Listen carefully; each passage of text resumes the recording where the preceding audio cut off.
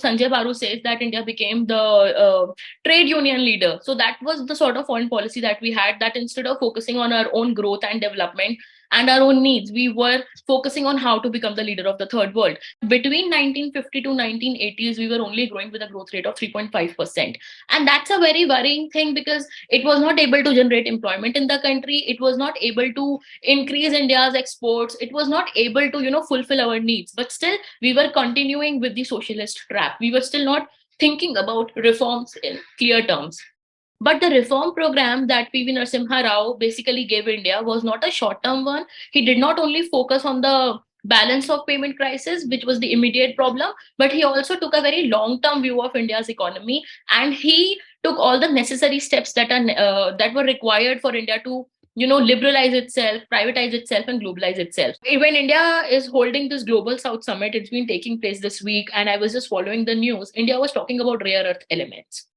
Now, which country in the world has dominance in the rare earth elements? China.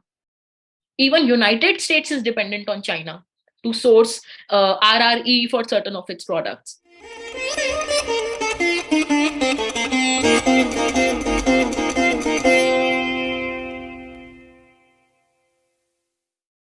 So today the topic that I have been given to talk about is India's foreign policy, and if you look at the India's foreign policy, there is a sort of evolution that is taking place.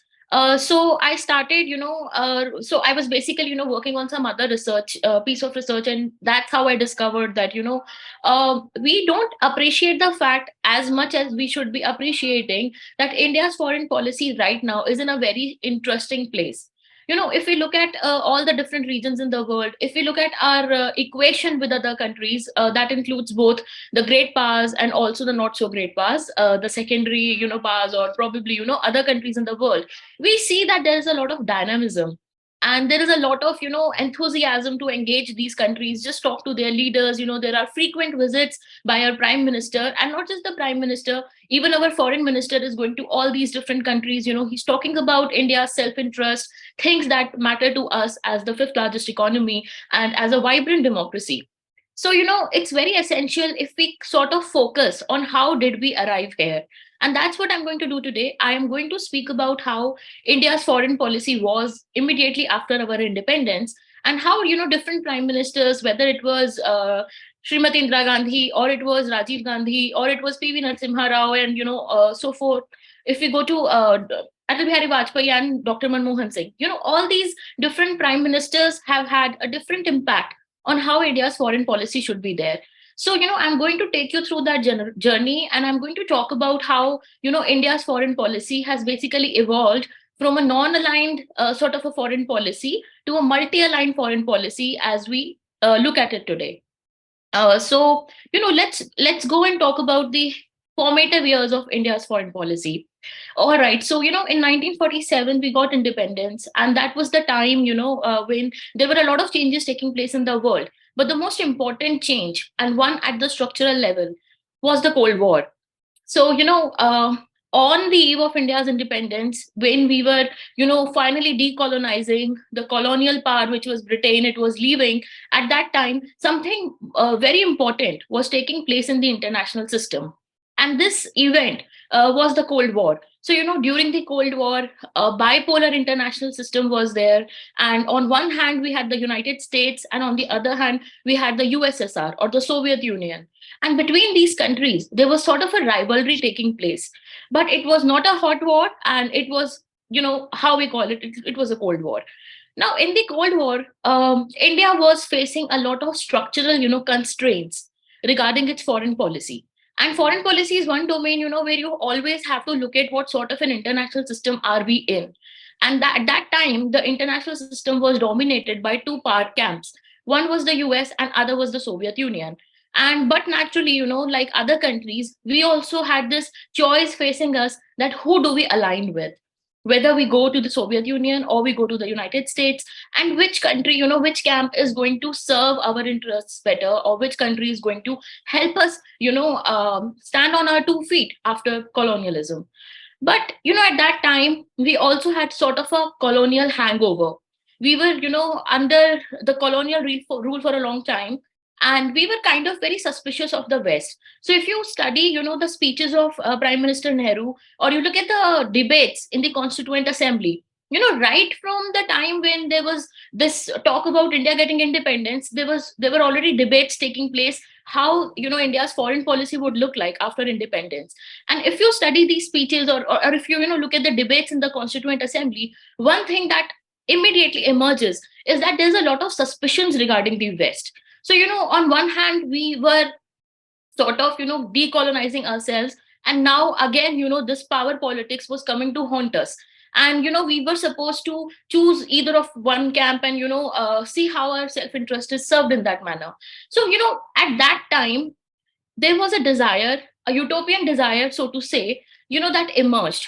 And Prime Minister Nehru, in during the formative years of India's foreign policy, he gave the idea of non-alignment.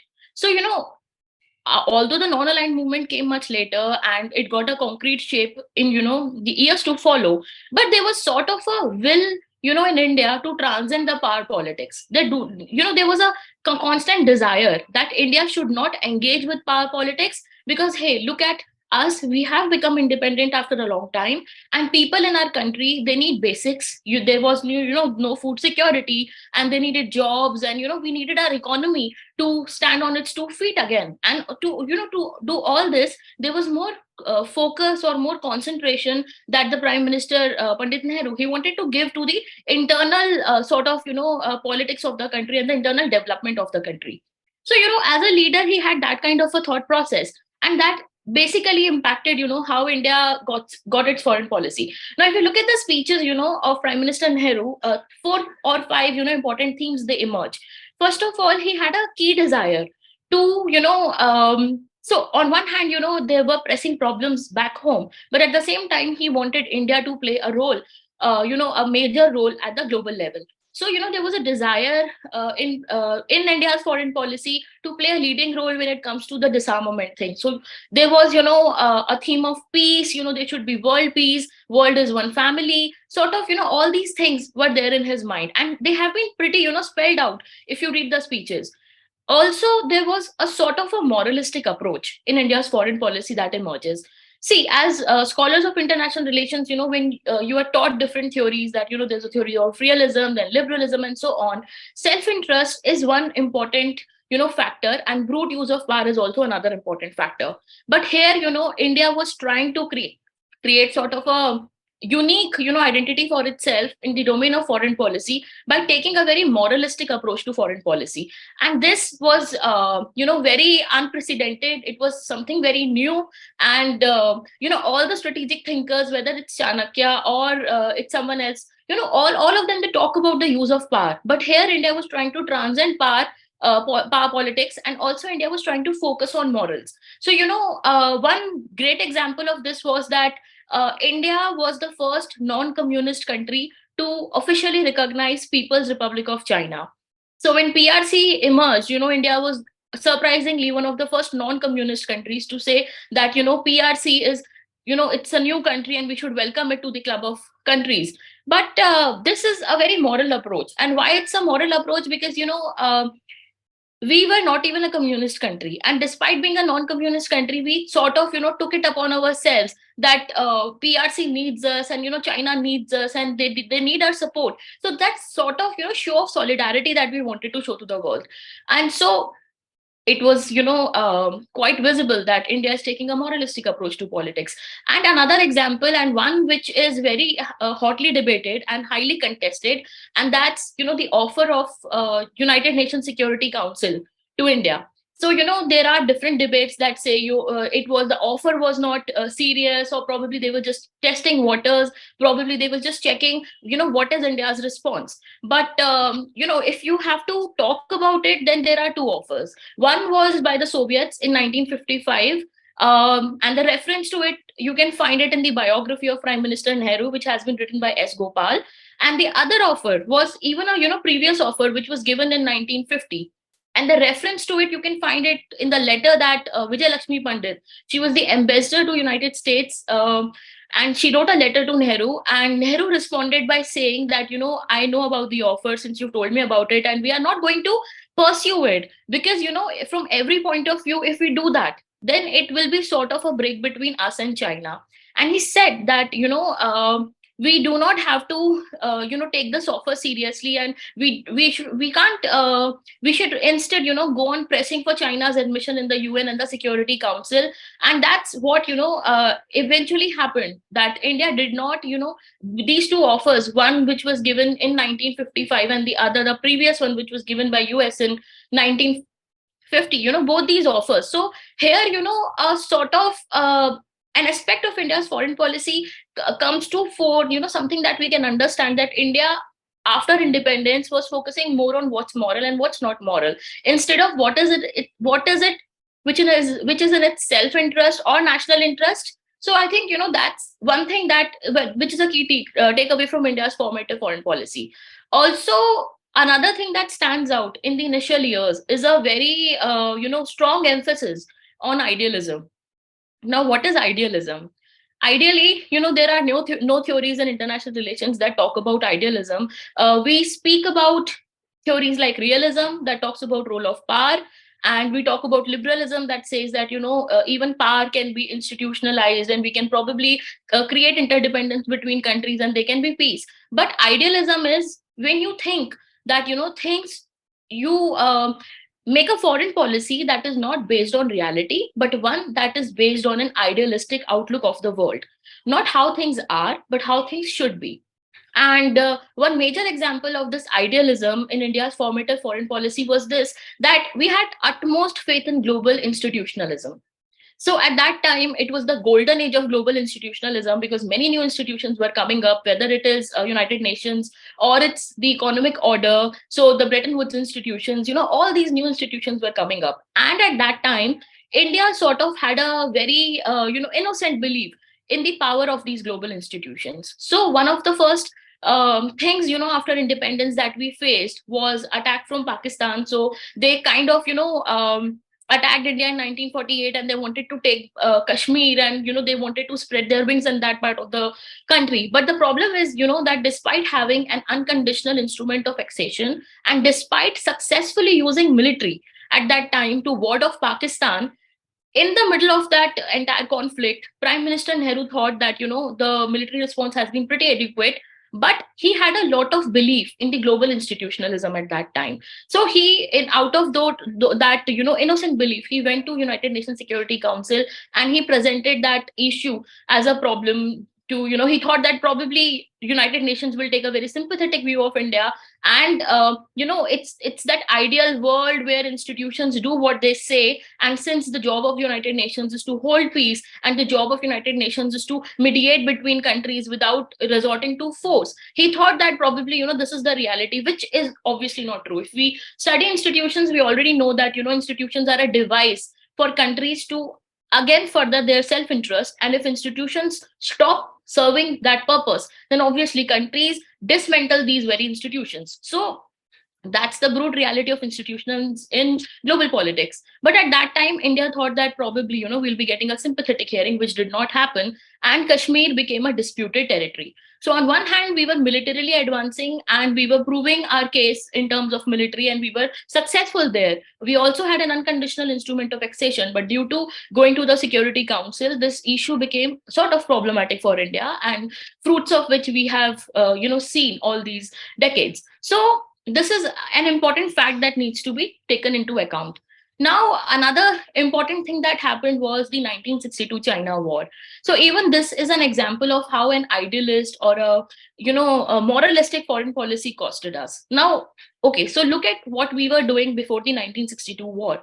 There was talk of Hindi Chini Bhai Bhai, and we all study, how the Panchsheel agreement was signed, and the principles of cooperation and mutual coexistence and things like that. So we were talking to China, thinking that China has now become People's Republic of China, and they are a bigger country in terms of territory. So we were talking to China, and we were trying to convince China about the boundary issue. And this boundary issue we sort of inherited from the Britishers, but the China did not agree to the boundaries that India had inherited, and there was a dispute over it. And while China immediately started preparing for war, India was instead preparing documents in order to prove its claims. So just look at, two countries who have, one country has got independence, and the other country, it's just come out of a revolution, and in 1949, PRC got created. And but just look at their approach to international politics. One knows that, power is the only currency in international politics, and so it is preparing for war. And India is preparing its documents to prove the claims. So this definitely, was going to bite us in a really bad way, and that's what happened. We had a forward policy as well. So military which was underprepared was which was actually posted in disputed zones, and there was a short supply of necessary things to the military. It was underprepared, and still we posted them in the disputed zones, which was taken by China as an act of aggression. And obviously, that signal did not help us, because ultimately China attacked us in 1962. Until then, we were talking about non-aligned movement, that we are a non-aligned country and we want to transcend power politics. But what happened during the war? After the war broke out, Nehru was worried about it. So what did he do? There are evidence, and a lot of people who study the archives in IR, they have looked at it, and they say that letters were indeed written by Jawaharlal Nehru to United States to seek their help against the Chinese. So on one hand, we know about the non-aligned movement, and we talk about how country was following a very moralistic and idealist approach to international politics. On the other hand, the moment China attacks us, we know whom to go for help. So this is an irony, in India's foreign policy. We talk about non-aligned movement all the time, that India was a non-aligned country, but there are various examples of India aligning with different powers during different periods. So even during its non-aligned years. So I think that's one important fact that we need to keep in mind, that we may say officially that we are a non-aligned country, but when a war breaks out, we know what we have to do.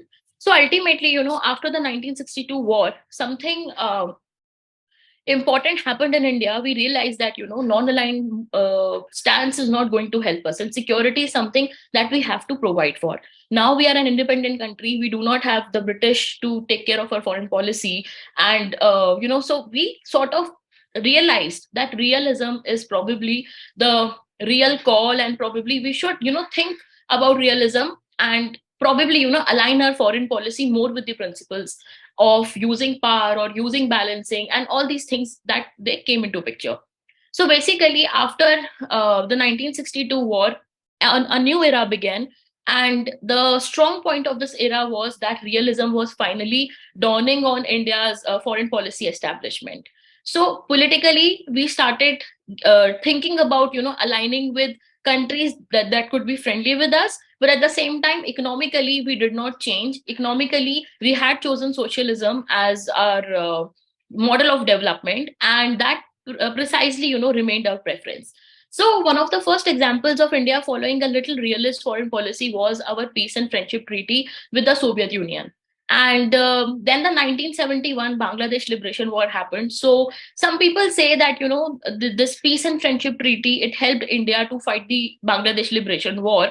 And they say that due to this treaty, other powers were they were discouraged from interfering in this conflict. But that's not true, because new research has come up that says that this peace and friendship treaty was actually signed. It was not signed, it was proposed by Soviet Union way before the war. And but Prime Minister Indira Gandhi, she was in power at that time. She took her own sweet time to think whether she wants to go ahead with this treaty or not.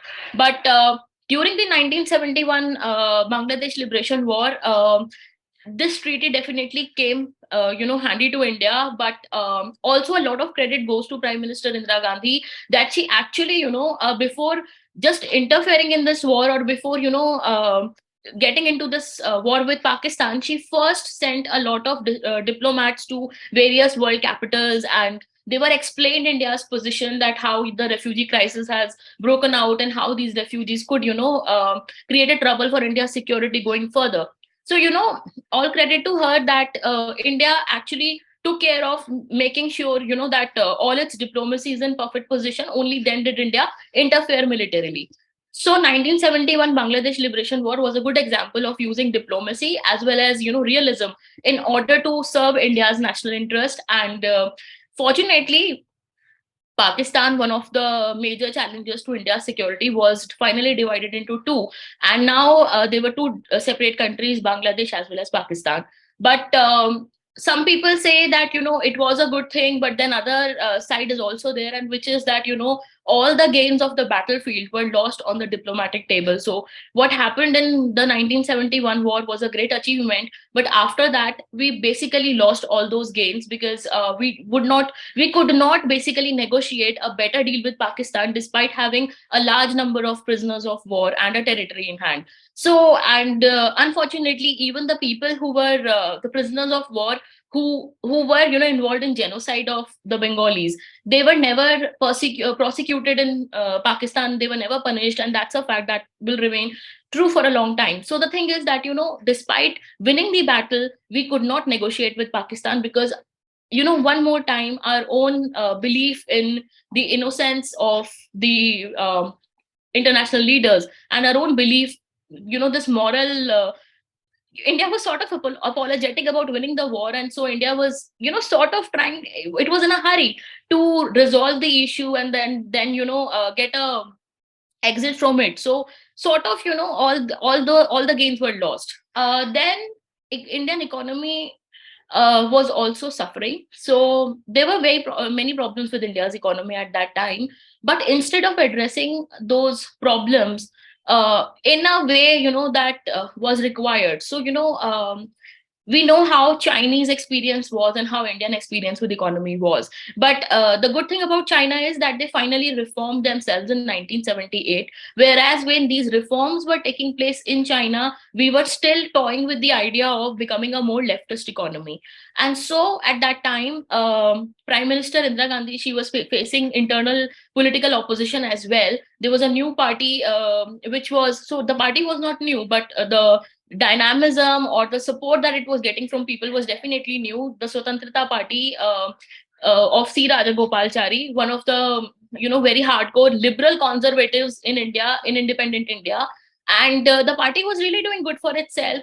Lok Sabha election, after Lok Sabha election, it was able to win respectable number of seats and present itself as a credible opposition to the Congress.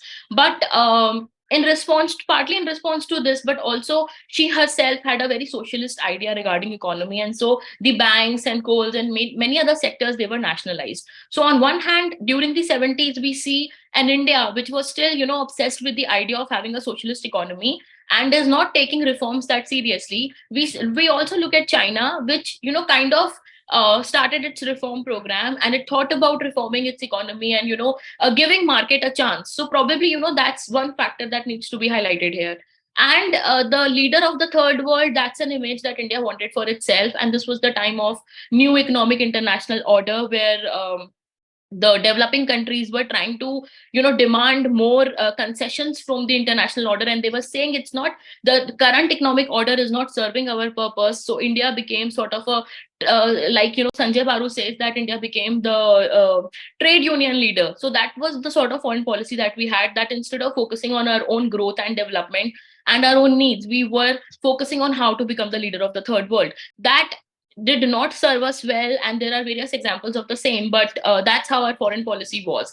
Then after this, the socialist trap, it did not help India. And when I say there are examples, the biggest example is that between 1950 to 1980s, India's economy grew at a rate of just 3.5%.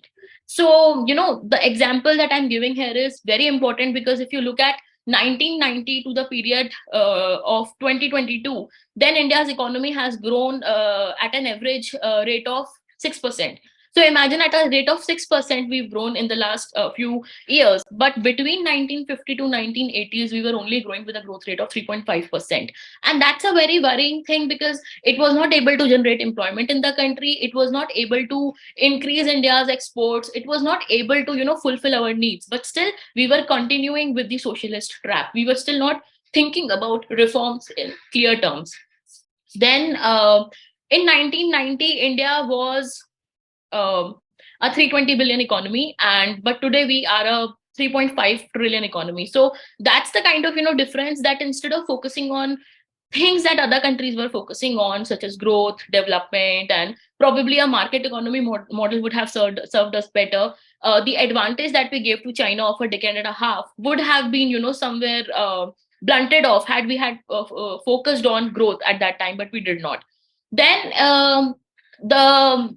all of this led to something very interesting, and finally 1991 arrived, and that was a year of great structural change. Now, in 1991, many things took place, internally as well as externally. So, this was the time when the Cold War had finally ended and Soviet Union had disintegrated, and now Russia had taken the place of Soviet Union with many other countries. And we were very much dependent on Soviet Union till that time. So if you look at the trade figures of early 90s and you compare it with today, the only important trading partner that India had was Soviet Union. And overnight, when Soviet Union disintegrates, that market was lost. And that was a big challenge for India because whatever small trade that we had, even there, the dependence was on Soviet Union, and now even Soviet Union was not there. Also, India faced a huge balance of payment crisis due to the Gulf War. We wanted to procure oil, but we did not have foreign exchange reserves. They were dwindling, and at that time, Prime Minister Narasimha Rao, he became the prime minister of the country, and he sort of, showed a lot of vision in thinking about economic reforms. And finally, in 1991, when the balance of payment crisis happened, when India did not have enough foreign exchange reserve to import necessary things at that time, and also the Soviet Union was gone, he thought about reforms. But the reform program that PV Narasimha Rao basically gave India was not a short term one. He did not only focus on the balance of payment crisis, which was the immediate problem, but he also took a very long term view of India's economy, and he took all the necessary steps that were required for India to liberalize itself, privatize itself, and globalize itself. So all these LPG reforms were implemented at that time, and they were done with a lot of political will and conviction on his part. Despite being a minority government, PV Narasimha Rao did play a very important role in India's history. And finally, in 1991, India was unshackled from the socialist trap. um, and if you look at his foreign policy, it's a very interesting foreign policy, that PV Narasimha Rao shaped after India became, implemented its reform program. So he took a trip to the United States. And this trip, if we compare it to the goodwill tour that Prime Minister Nehru had taken, they were very different. So when Prime Minister Nehru, he went to United States as a part of the goodwill tour, which is studied by the scholars who study India America relations, and they say that at that time Nehru was very cautious of, and he was very skeptic of the American businessmen, and that was the kind of pedigree that he as a leader had. But compare that to PV Narasimha Rao, that when he goes to US, he is talking about all the political questions, but his real interest and his real focus is on economics.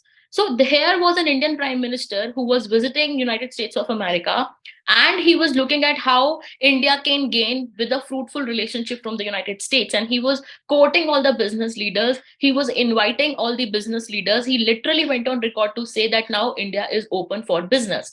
So he opened India, and he talked about how India should be having a very economic component of foreign policy.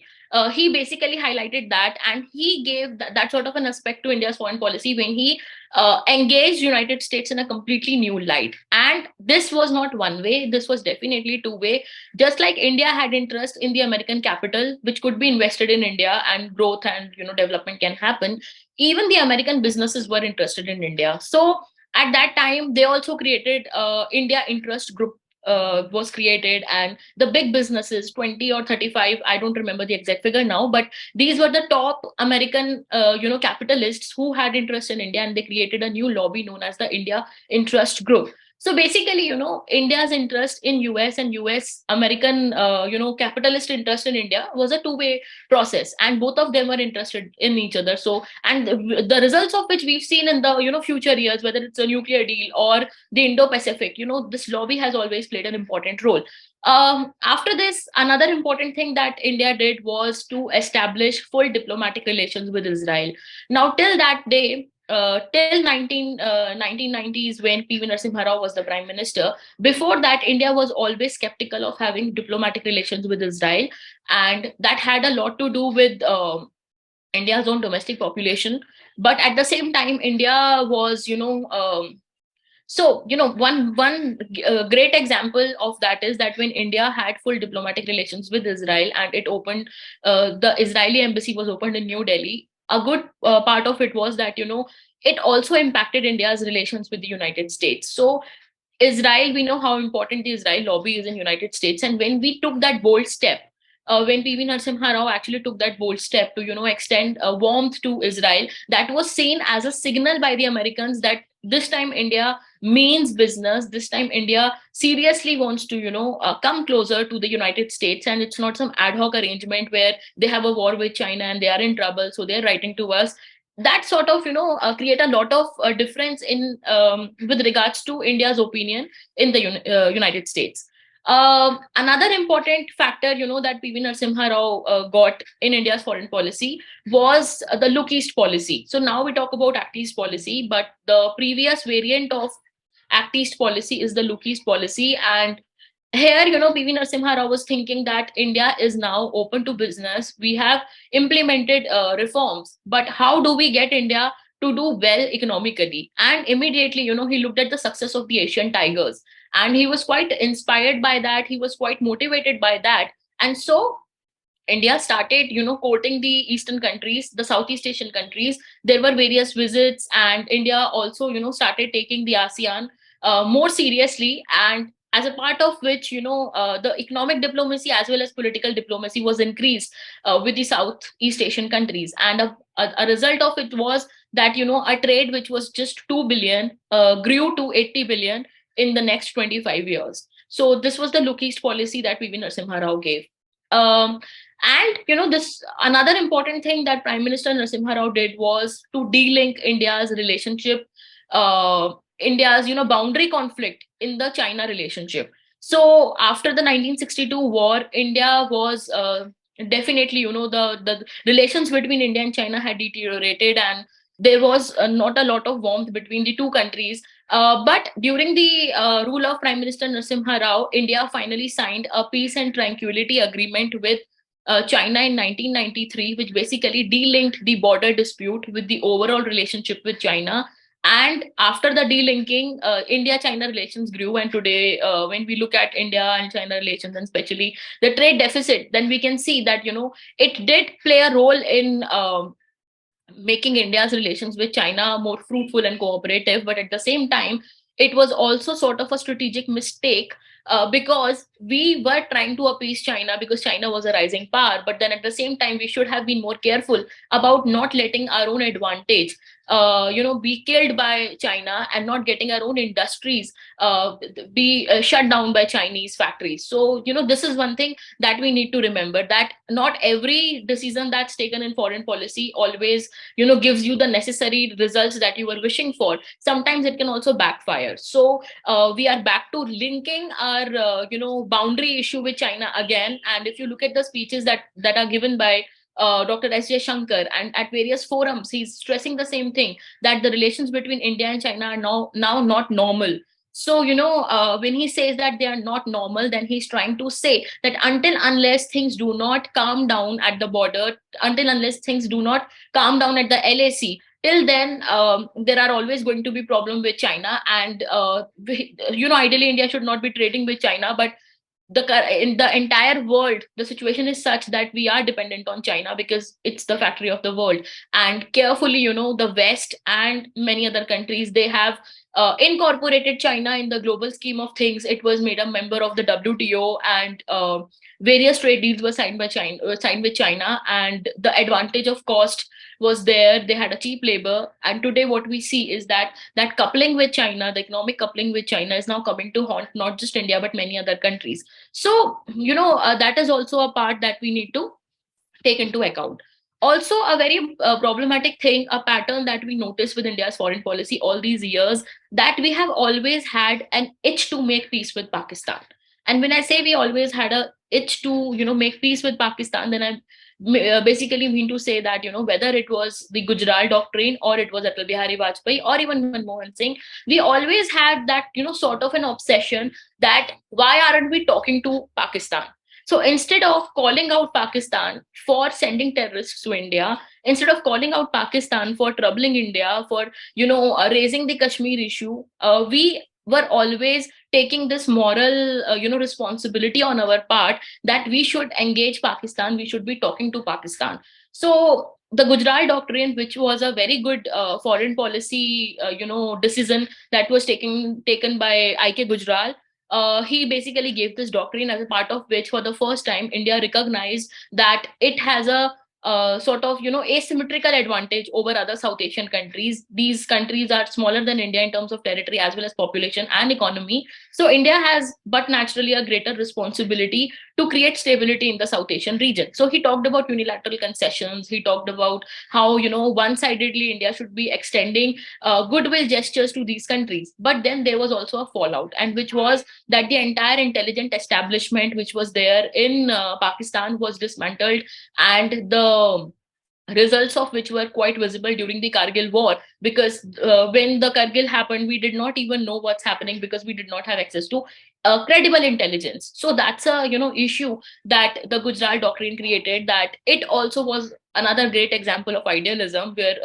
Gujarat believed that India and Pakistan could be friends forever, and we should not deploy our intelligence assets in Pakistan, and they were dismantled overnight. They're called back to India, and things happened. But we've seen how the repercussion of it were not really nice for India.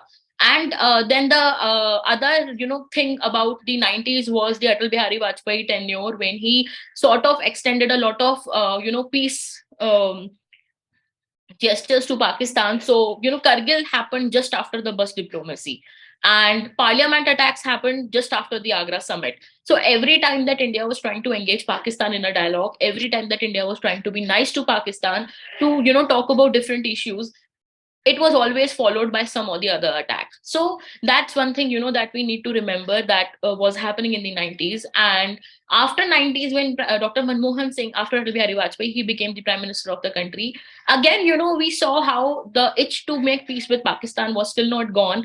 And he when the 26/11 attacks happened, he did sort of what we call dozier diplomacy with Pakistan. We were preparing documents, we were preparing evidence, and we were sending the files to Pakistan, hoping that it will act and something will happen. But obviously, nothing happened. Then the Sharm el Sheikh incident is something that was a very low point in Prime Minister Manmohan Singh's tenure. And even there, India, out of good faith, uh, talked about the Balochistan issue, but it later came to haunt India, because immediately after coming back to India, Pakistan started saying that, look, India has finally admitted to its role in what's happening in Balochistan.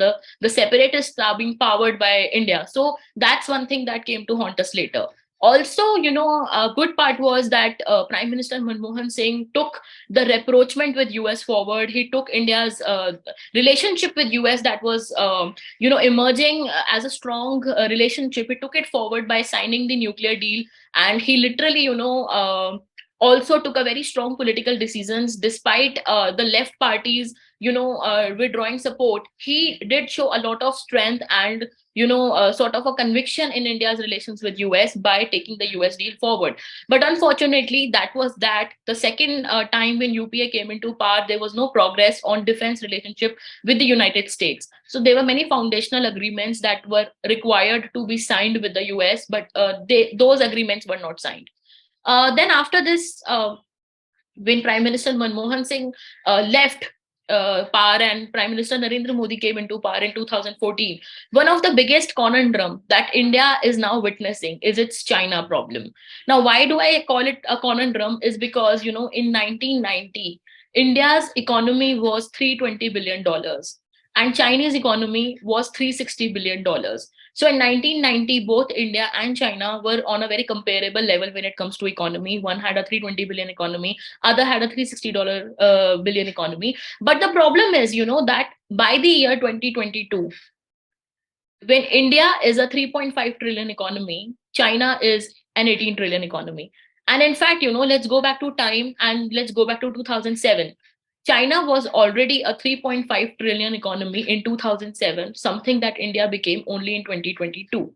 So the problem is that, all these years, while we were focusing on having relations with other countries, while we were focusing on appeasing China, a huge, problem that we have created for ourselves is our economic dependence on China. And the problem is that, this economic dependence comes with a LAC problem with China, where China is trying to, use its power to unilaterally settle the boundary issue. And we have seen that in multiple instances of aggression by China. And this is something, that Prime Minister Modi has inherited from the previous regimes, that the trade deficit with China has grown, something that we did not take care of. There were many industries in which we had an advantage, and a good example would be the pharmaceutical industry, where India was actually producing the raw materials as well. So we had a lead, a world lead in producing the APIs, the active pharmaceutical ingredients. But China started supplying them at a cheaper rate, and instead of, working on our advantage, instead of ourselves becoming exporters of that, we gave away that advantage to China. So that's a problem, and it's not just one sector, there are multiple sectors. And across all these sectors, Indian businessmen, Indian traders, Indian manufacturers, we gave away that advantage to China. And today, what we have is a huge trade deficit with China. And also, it's not just the trade deficit with China, but now what China is going to do with all that power. So we look at China as this giant country now. They have an 18 trillion economy, largest navy in the world. And this aggressive country, this assertive country, which was once talking about peaceful rise of China, does not believe in that idea anymore, as we can look through its actions in Taiwan or Hong Kong, or even in South China Sea, and as well as in India at the LAC. So, this is a problem that we've created for ourselves, and it's going to be really problematic. And instead of politicizing this issue, it will be better, that if India, there should be a consensus within all the political parties that this is a problem that we all have created and we all have contributed to. And instead of making it a prime time news debate, or just, getting making it limited to parliamentary debates, we should actually be thinking about now how to tackle this problem. Because, a difference of a decade and a half is huge, and strategically we need to think that how, we can probably skirt this issue, or maybe deal with this problem. Because even after the self reliance program that Prime Minister Narendra Modi has started, and we are trying to reduce our dependence on China, truth can't be denied that even for all the capital and the intermediate goods that are required for India's manufacturing to, be successful, we need these capital and intermediate goods. And not just India, but all other countries are dependent on the Chinese components, because our backward integration in value chains is still very, very bad, and we can't manufacture all these these components in our own country, and so we are dependent on China. So I think, this is an important thing that we need to remember. But like I said that, India's foreign policy has evolved from non-alignment to multi-alignment.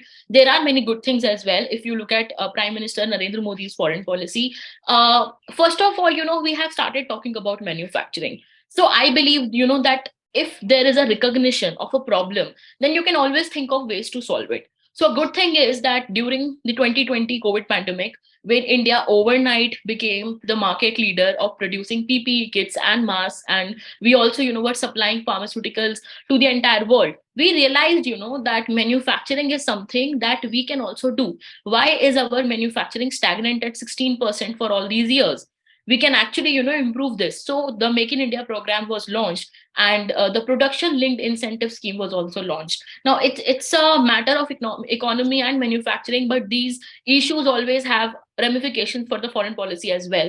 So if India is able to, work on its manufacturing sector, if India is able to, produce these things, then it will help India not just domestically in terms of creating employment, but it will also help India, gain strategic advantage in the world. So I think that is an important thing. Secondly, this government has a lot of enthusiasm when it comes to foreign policy, and they have tried to link the flagship schemes with India's diplomatic relationships. So a good example of this would be India's Act East policy. Now, India has an Act East policy, and as a part of this, we are not only trying to have good relations with our eastern neighbors, but we are also trying to develop our own northeast.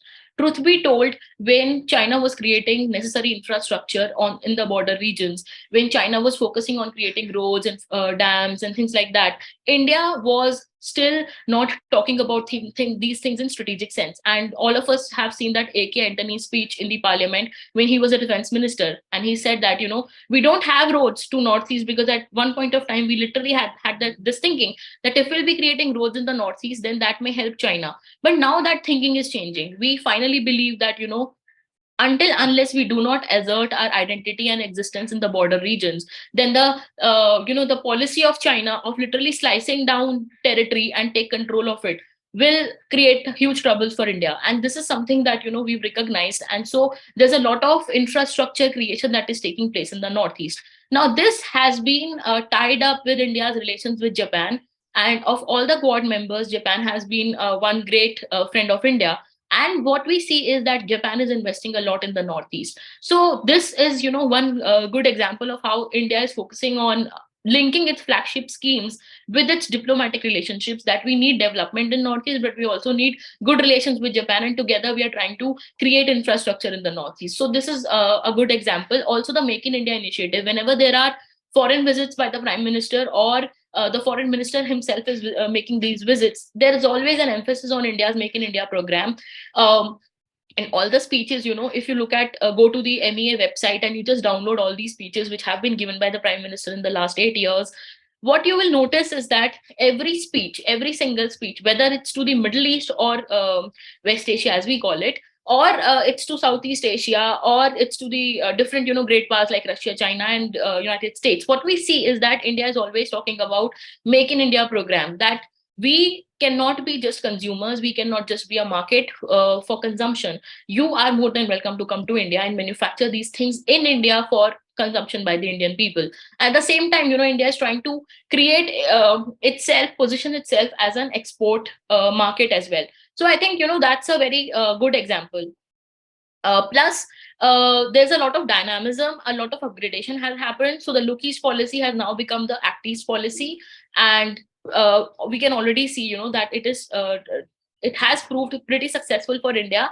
Then we also have a Think West policy. So unlike earlier, when the Gulf region or the West Asian countries were, dealt with on a regional basis, now we have basically divided these countries into, we are not dealing with them on a regional basis only, but we are also having an individual equation with them. And the good part of this individual equation is that we are focusing on economic diplomacy as well. Now, these countries, many of them have their oil drying up. These are also looking to diversify their economy. They're looking to, generate different drivers for economic growth, and there India and these countries can do a lot. So they have sovereign wealth funds where they are trying to invest in upcoming startups, they are trying to invest in upcoming industries, and India is a country which can gain a lot from that capital which they are willing to invest.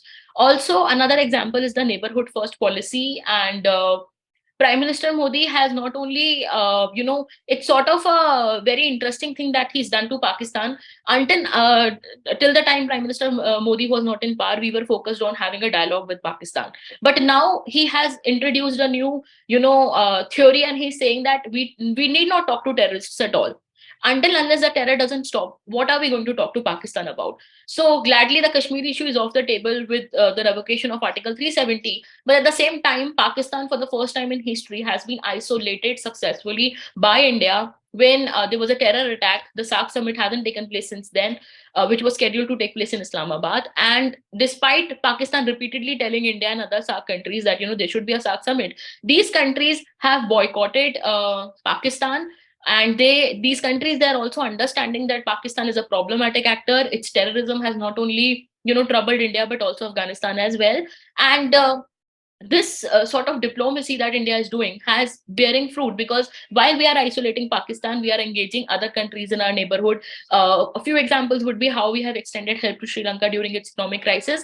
And so, this is a good example of how neighborhood policy should be conducted. And I think it's sort of, so there are newspaper articles and primetime headlines that China has intervened in India's neighborhood. It has deeply penetrated India's neighborhood, and there are going to be problems for India, but we can't be relying on that sort of coverage to get a true picture. Neighborhood is not some, it's not a sprint race, it's a marathon, and we have to constantly engage with our neighborhood. And I think this sort of an understanding has helped India, where there is also a maritime equation to it. So we are not only focusing on the continental South Asia, but we are also focusing on maritime South Asia. And we have given a break to regionalism to also talk about sub-regionalism. So we're talking about BIMSTEC, we are talking about this BBIN group of countries. So anything that was not progressing on the SAARC table has been taken to the sub-regional table. And one good example would be the motor vehicle agreement that was not signed at the SAARC table because Pakistan had problems with it. But ultimately, India took it to the BBIN table and finally it was signed. So, these are certain examples. Also, a good thing is that India is finally progressing in having a good relationship with the United States. And the reason why I'm saying United States specifically is because we need to balance China, not just internally by building our own strength, but also externally by courting like-minded countries across the world. So Quad is a good example of that, and also our relationship with the US. Gladly, we have become a 3.5 trillion economy. We have a goal to become a 5 trillion economy or an 8 trillion economy. And if even if we grow at a rate of 6%, then this is a very conservative estimate of growing at a 6% rate of growth. But even if we grow at this rate, then we will be able to become the third largest economy by the turn of this decade, which will again, bring a lot of responsibilities for India to, change its foreign policy and make it a foreign policy which is more multi-aligned. We can't be thinking in utopian terms anymore of transcending power politics, but we have to think in more pragmatic terms. We have to think in more practical terms of how to become powerful ourselves, how to work on our economy, which is a basic, given. Until unless we are not economically powerful, we are never going to be politically powerful, and that's a hard reality that we have to accept. And economic, power also leads to military power, because ultimately the strength that we need to build our military, it comes from economic strength itself. And so, these tangibles, economy and military, are two things that India should be focusing on right now. And this, time onwards, we should be very serious about how to build our military as well as our economy, because ultimately, no matter what happens, how aggressive China becomes, whether we have other like-minded countries come to India's help at the LAC or they don't, we need to build our own strength, because until unless we are not powerful ourselves, we cannot expect other countries to, argue for our case. And I think with this, I'll end my talk. And thank you so much, Sangam Talks, again for inviting me.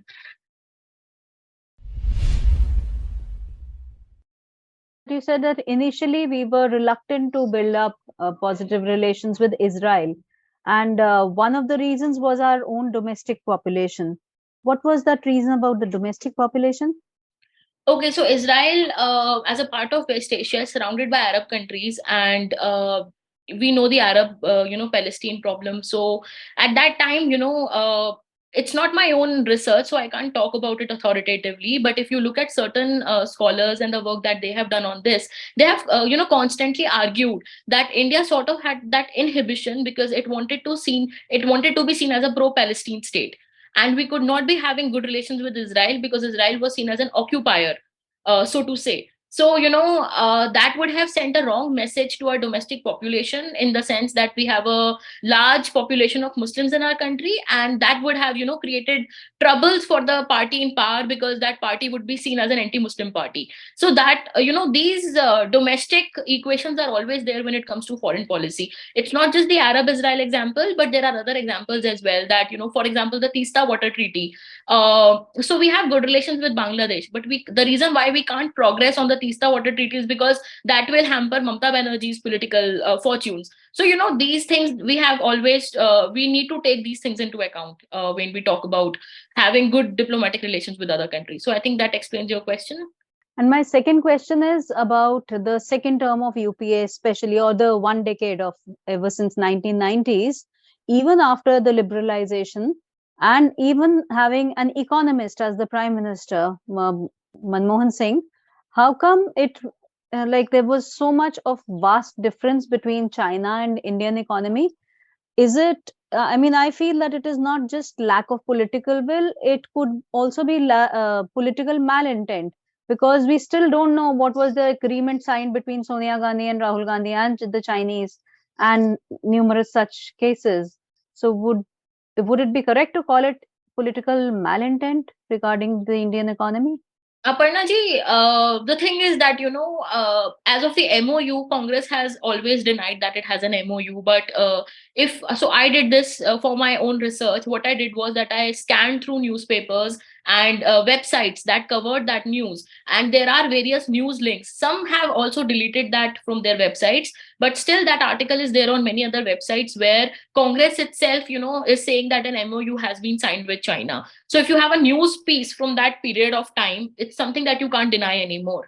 But that being said, I would like to, as a scholar of international relations, I have to talk about domestic politics, but I also would like to talk about it in a bigger, much bigger sense. See, China is a country which was engaged by not just India, but all the countries in the world, and also more specifically the West. After the disintegration of the Soviet Union, when China was becoming powerful, it had a reform program, so it was growing, it was rising, their manufacturing was increasing. At that time, the West thought that this is a new country which is rising and it is also communist in nature. So probably if we engage this country, if we co-opt this country in the Western liberal order, then this country won't, show aggression. This country will not disturb the stability of the international system. And after getting co-opted, this country will become a responsible stakeholder of the liberal international order. This is what they thought. And this is the reason why in the World Trade Organization also China was given an entry. This is the reason why, despite having many problems such as undervaluing their currency or subsidizing their production, there were many problems with China's manufacturing. Despite that, the global, especially the American MNCs, they started opening their shops in China. They started shifting their manufacturing process to China because ultimately the capitalists, they want to increase their profit. And if China is giving them that margin where the labor is cheap and the environmental laws are also not that strong, it's better for them to shift to China and start their manufacturing. So all of them, they did the same thing. But ultimately, India was a export dependent country. Whatever we were, there were certain commodities, certain products that we were able to manufacture on our own. I just gave the example of APIs, but there are many other examples as well, and we've lost that edge to China because our own businessmen, they thought that if I can get it for cheaper from China, why will I produce it at home? And all of us remember, when I was growing up, I remember that we used to light this earthen lamps on Diwali, or probably, we had our own colors on Holi. But our festivals were also the sort of, outsourced to China, and we started using Chinese products. Now, cost advantage, they definitely had.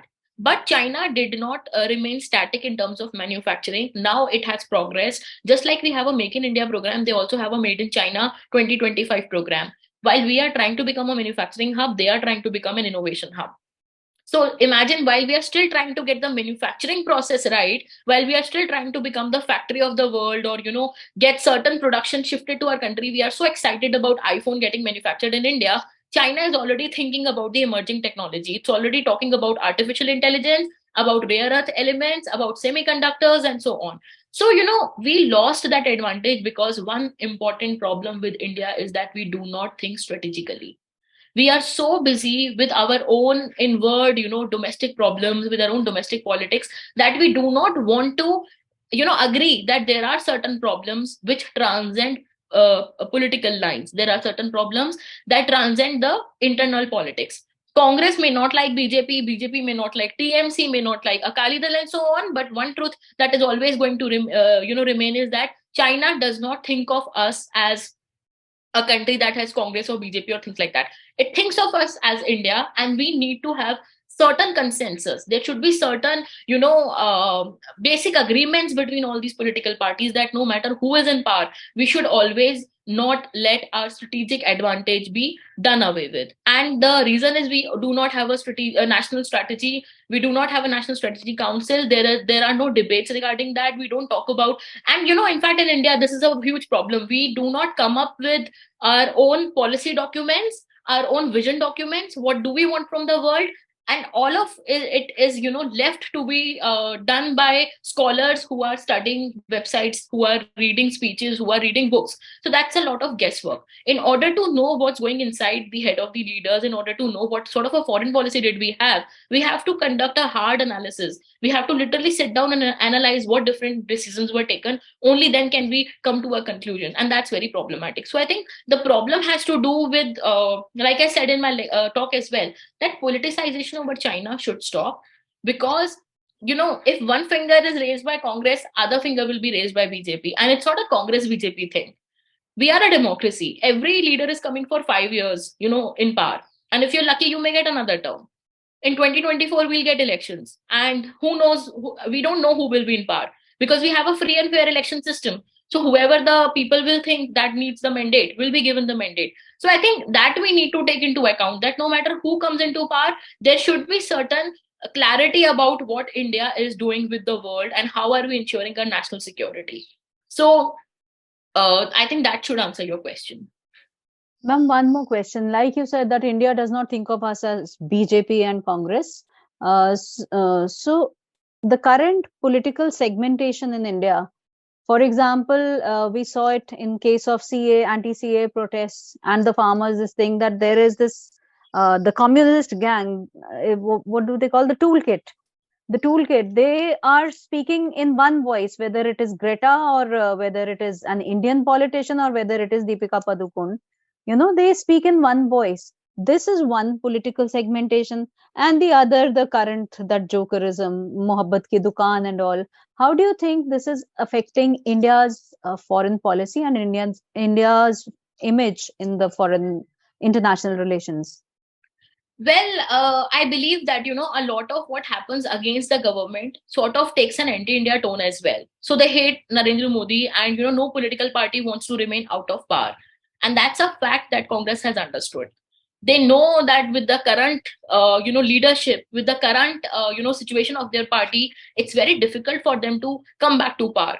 And because they already know that, they can't think beyond the frames that they have imposed on themselves of having a dynasty in power, or, having the kind of politics that they do, they can't think beyond this. And in order to unseat Prime Minister Narendra Modi, they are, hitting below the belt by using all this anti-India sort of, imagery, or the sort of narratives, that they are floating. It is very difficult, when you have an opposition like that. Because ideally, in a country, we should be having an opposition that is creative. We should be having an opposition which is strong. We should be having an opposition which is secure. Now, this opposition that India has got is a very sorry opposition. And I'm not saying that because I probably may be leaning more towards the right, or I may have my own personal, affinity for Prime Minister Narendra Modi. But what I'm trying to say is that, India definitely deserves a better opposition. The kind of propaganda and the kind of narrative building that is going on is nauseating. And why I'm saying that is because, there are problems with every country. But just look at the bright side. India has a functioning democracy. Tell me of any other country that got independence and, comes from a developing sort of a setup and could continue being democratic for so long. We have new states, we have new places that are turning democratic. We have Jammu and Kashmir, where, people of Ladakh finally have got their voice. We have people of Kashmir and Jammu and Kashmir, who have got their voice. So we have become democratic in that sense. The LGBT community in Jammu and Kashmir, for example, now it's got its voice after, 75 years of independence. So instead of focusing on the bright side, what we actually get from not just our own media but the international media. See, international media has all the reasons to be anti-India. In my opinion, world is a very, very bad place, and there is politics all around. You can't expect other countries to be nice to India and give a coverage, that is showing India's achievements in true light. But our own press, like yesterday I tweeted about this, that when China was rising, there was a lot of anti-China noise. But there, the Western academics and the Western journalists had to still write it. In the case of India, they don't even have to write it, because Indians are doing that job themselves. So on one hand, we have a flourishing democracy, which is a good thing. But here, this has also created problems for us, because freedom of speech has become a license to bash India left, right, center. Anecdotal evidence, anecdotal cases of people being hurt or being bullied are now projected as the norm in India. Like, I speak to my friends who are living abroad or my friends who are not Indian citizens, and they tell me that, when we read media outlets, when we read newspapers, or even the Indian media, when we follow it, we believe India is a really bad country. Minorities are being hurt left, right, center. That's the kind of image that we get. But when we actually come to India and we actually talk to, other people, then the picture that we get is completely different. So, this is a problem with India. And all I can say is that they were very frustrated in 2014. They got even more frustrated in 2019. But now they themselves have understood that 2024 is a long road ahead. A long, long road ahead. And they must recognize that these ways are not fulfilling their purpose at all.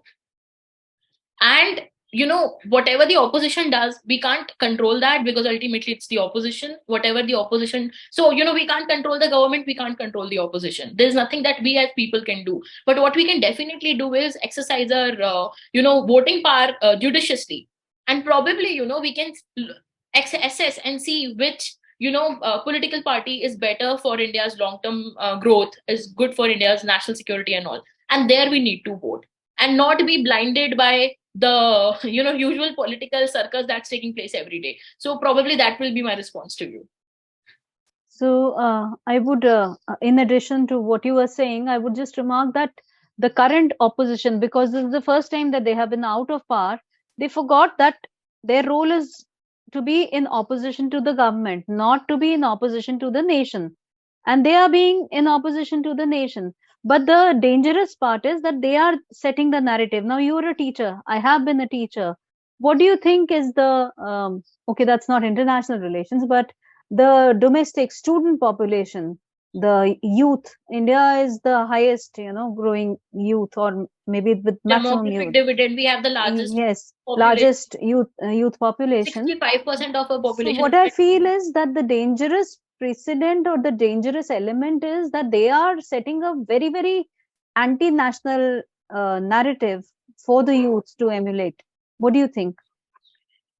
Aparnaji, it also depends on, how do you, so basically, as a teacher, what I'll also talk about from my personal experience, I have met very fantastic students, whether I'm teaching at my own university or I teach at other places.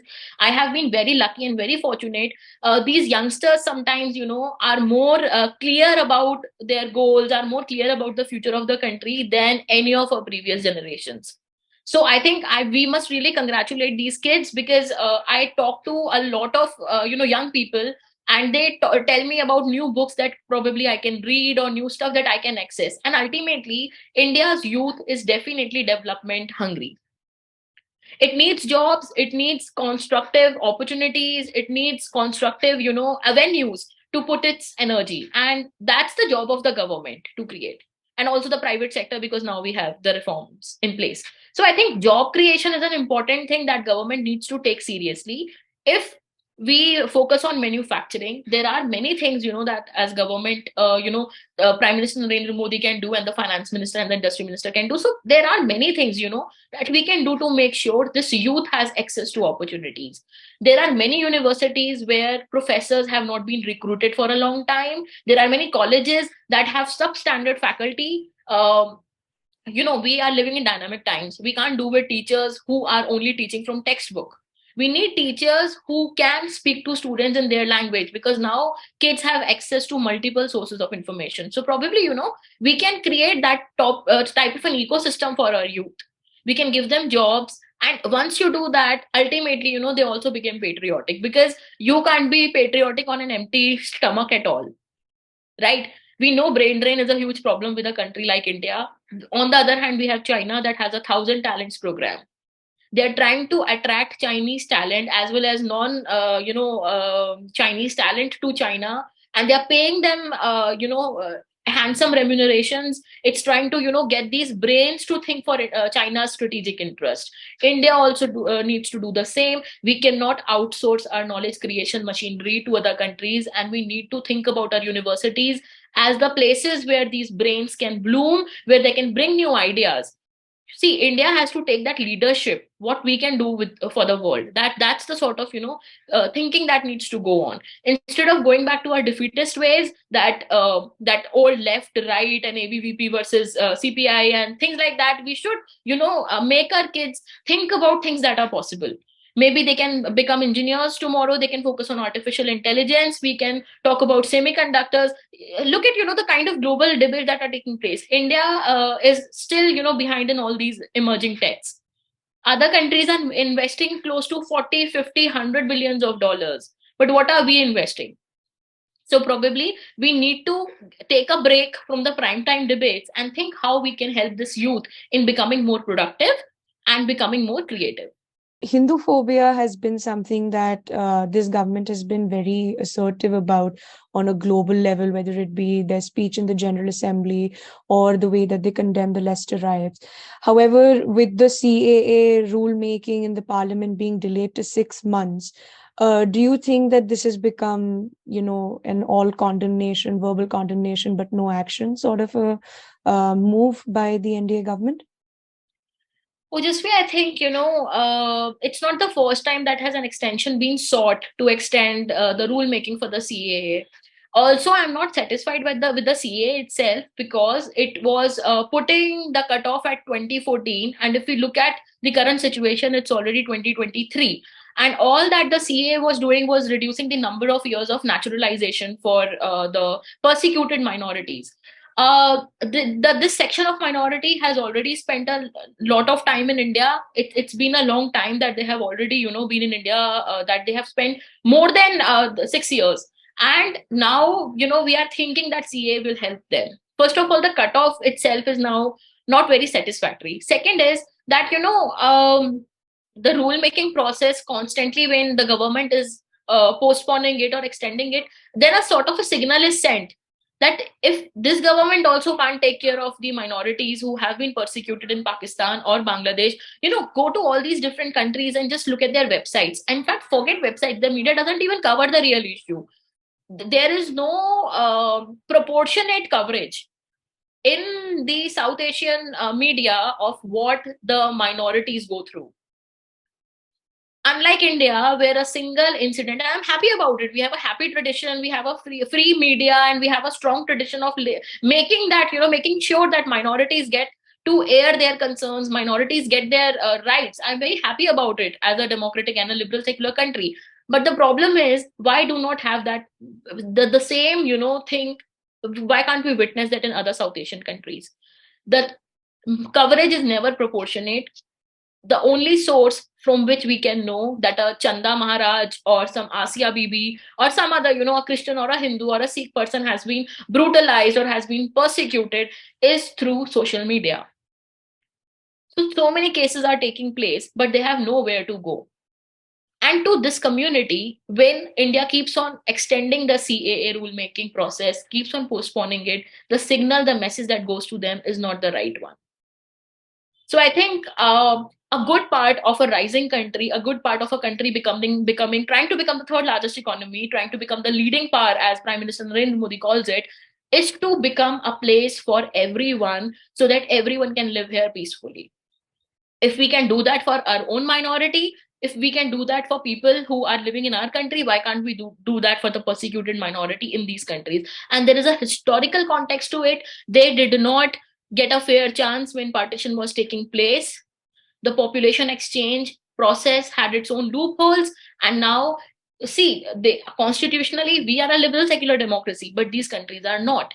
In fact, Islam is a state religion in Bangladesh. And in Pakistan, even marriages between Hindus can't be registered.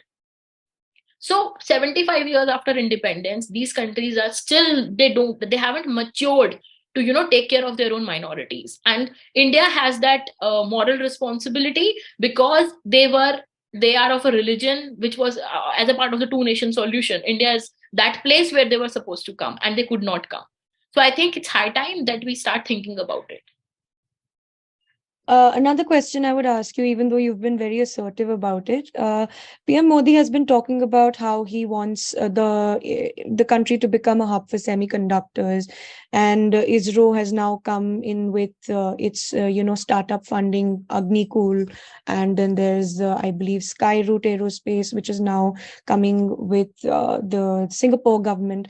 So I do believe that with the global AI launch now being headed by India in the Tokyo meeting, there is this parallel progression happening with the manufacturing as well as the AI. However, your stand is that we are far behind, especially in comparison with China. So, would you elucidate a little more on that?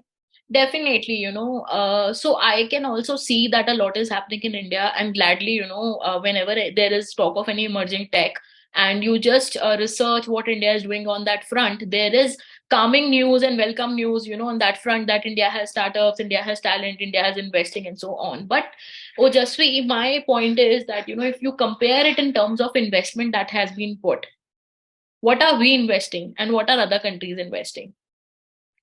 So I do have figures with me right now, but I'm not sure if those figures are with me on this phone. But the thing is, that we are not investing 1/100th or 1/10th. These technologies, they require a lot of funding, and we can't be putting that much money unless we have a vibrant economy. See, an 18 trillion, you also know basic maths, and you will also agree with me that an 18 trillion economy is better positioned and better placed to invest in these technologies than India, for sure. We have a 3.5 trillion economy, and we still have a huge chunk of our population that requires hand holding from the state. Just last in the beginning of the year, or towards the tail end of the last year, the Anna Yojana that was extended, free food grains to everyone during the COVID, and it was extended by Prime Minister, I think, until 2024. So we are a country, that has problems of its own. But even with our limited investment, even with our limited availability of resources, there is a lot we can do. And I was speaking to someone who happens to be a good researcher on this, and he told me that, instead of focusing on every part of supply chain of semiconductors, why isn't India focusing only one aspect of that? See, we can't, despite being a powerful and a larger country and a larger economy, United States is also, taking it slow, and I won't say taking it slow, it's like actually taking it really, really fast, but it's actually focusing on one aspect at a time. Semiconductors are a very complex process, and there are so many, steps in that process. Instead of doing all of it at once, instead of becoming a talk shop, just talking about it and sounding good, we should actually be doing something concrete about it. So maybe pick one aspect of the supply chain and make sure that India does it better. Now, one more example, it's not always about plans or investment, it's also about the kind of intent that India has. When India is holding this Global South Summit, it's been taking place this week, and I was just following the news. India was talking about rare earth elements. Now, which country in the world has dominance in the rare earth elements? China. Even United States is dependent on China to source RRE for certain of its products. Now, imagine India, instead of thinking how we can increase our dominance or how we can increase our share, we are focusing on how to become the voice of the Global South once again. This trade unionism, this leader becoming the leader of the trade union, is something that I have strong opposition to. And the reason why that is so is because you should always lead by example. You should always lead by example. If India focuses on rare earth elements, we have 6% of the deposits in our own country. Why can't we think about exploring them? Why can't we think about making use of them, optimally utilizing them? So we always tend to miss the bus of opportunities. And why do we do that? If China was labor surplus, what was India? India was also labor surplus. Why did not we get all sort of businesses? In fact, even during the US-China trade war, why was Vietnam getting most of the business? Even Bangladesh was getting that business, but not India. So we need to change ourselves. We need to change our thought process. Even today, 70-60% of Indian youth wants to get a government job. Even today, their idea of stability in life or being successful in life is having a government job. But that's not going to serve your purpose. We need a country of creators. We need a country of manufacturers. There's a limit to how much can services absorb. There's a limit to how much can the government sector absorb. This much talent can't all get government jobs, can't all get jobs in the services sector. No rich country till date has been able to absorb its extra, labor in the services sector alone. No one has been able to do it. Manufacturing is, for all practical purpose, a necessity. So we need to focus there.